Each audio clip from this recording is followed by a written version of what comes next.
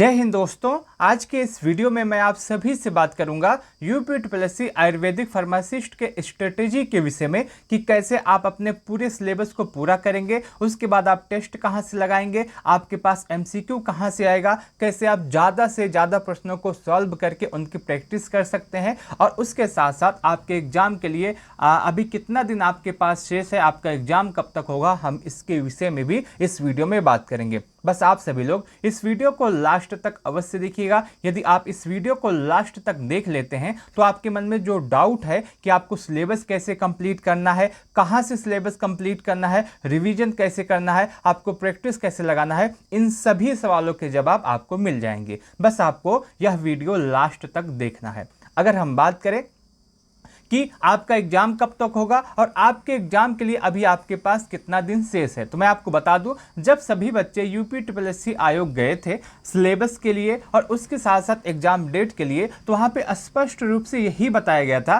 कि आपका जो सिलेबस है ये 7 जुलाई से पहले जारी कर दिया जाएगा और आपको पता है उससे काफी पहले आपका सिलेबस जारी कर दिया गया है। और एग्जाम डेट की बात करें तो एग्जाम डेट के लिए भी बताया गया था कि आपका जो एग्जाम है हम सितंबर या फिर अक्टूबर में कराने का प्रयास करेंगे।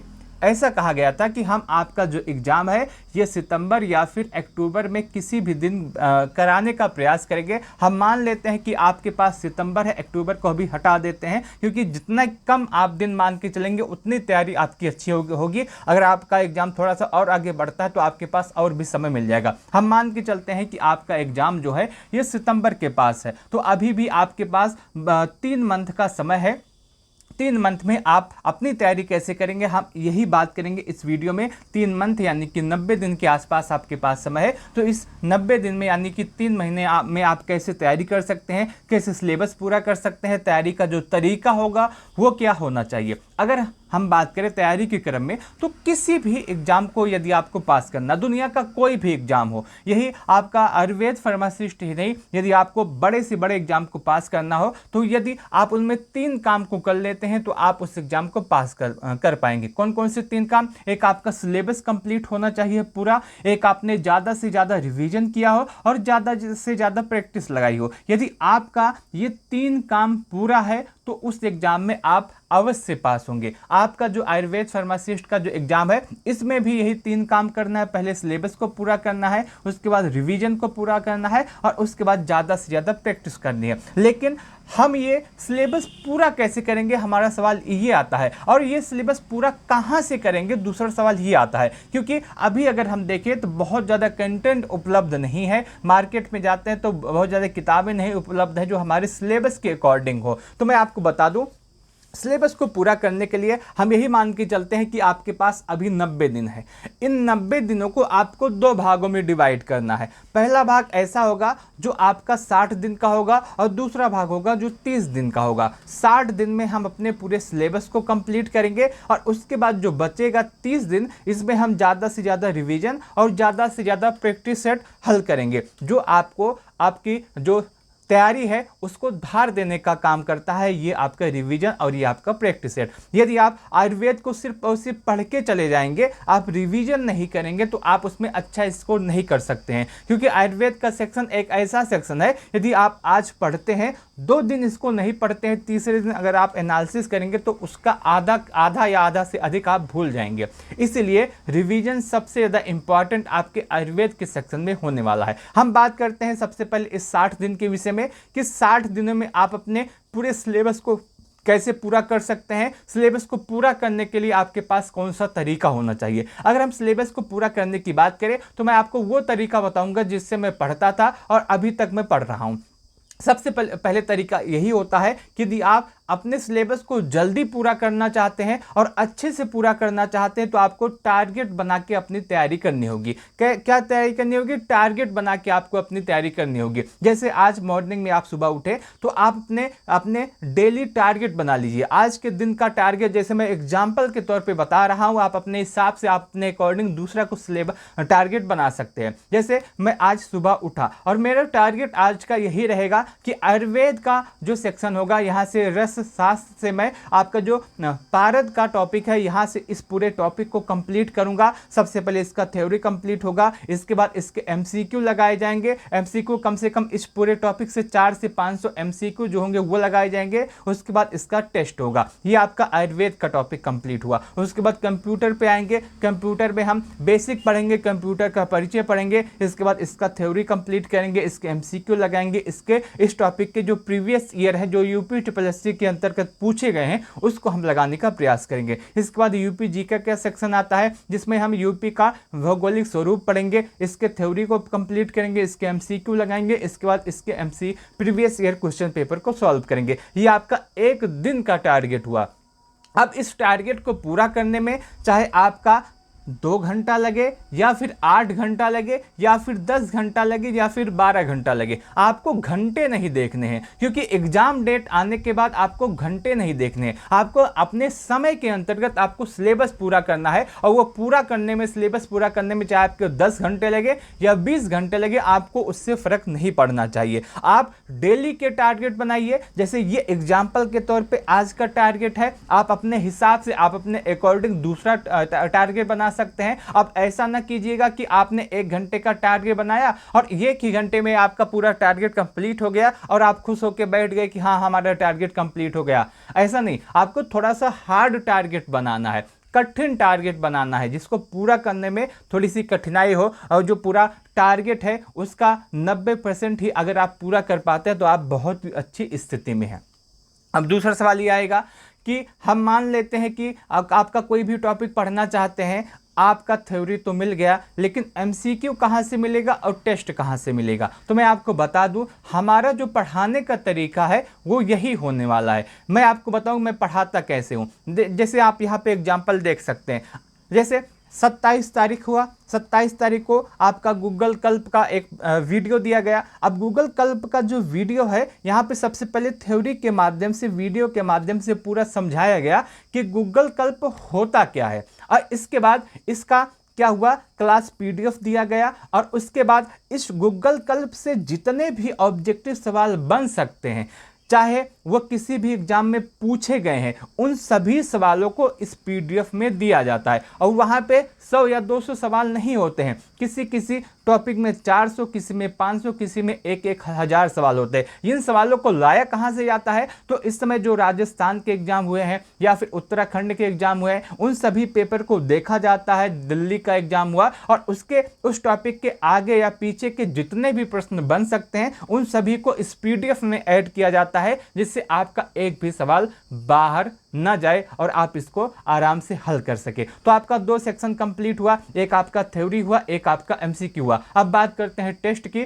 तो हमारा जो पढ़ाने का तरीका है वो यही है कि सुबह 9 बजे वीडियो दिया जाता है, 10 बजे तक उसकी दोनों पीडीएफ दे दी जाती हैं, और 8 PM पर उस टॉपिक का टेस्ट होता है। जैसे यहाँ पे आप देख सकते हैं, ये हमारा जो टेलीग्राम चैनल है, वहाँ पे जो ये इसका टेस्ट हुआ है, आप इसका पूरा विवरण देख सकते हैं। यहाँ पे जो बच्चे टॉप हुए हैं, और उसके बाद 1 या 200 सवाल नहीं दिए जाते, इसमें अधिक से अधिक सवाल दिए जाते हैं। लगभग 200 प्लस सवाल हर टेस्ट में होता है। और यहाँ पे देख सकते हैं जो बच्चे टॉप में स्कोर किए हैं उनका नाम भी देख सकते हैं। ये डेली होता है हमारे यहाँ, video plus PDF plus MCQ plus आपका टेस्ट, ये डेली होता है, जिससे आप ज़्यादा से ज़्यादा इसकी तैयारी कर सकें और ज़्यादा से ज़्यादा इसको याद कर सकें। क्यों ऐसा किया जाता है? क्योंकि आयुर्वेद का सेक्शन एक ऐसा सेक्शन है, यदि आप इसको एक बार पढ़ेंगे और सोचेंगे याद हो जाए, तो याद नहीं होगा, भूल जाएगा, 1 या 2 या 3 दिन बाद भूल जाएगा। लेकिन यदि आप वीडियो देखेंगे तो एक बार पढ़ेंगे, उसका पीडीएफ पढ़ेंगे, ये दूसरी बार हो गया, एमसीक्यू पढ़ेंगे, ये तीसरी बार हो गया, उसके बाद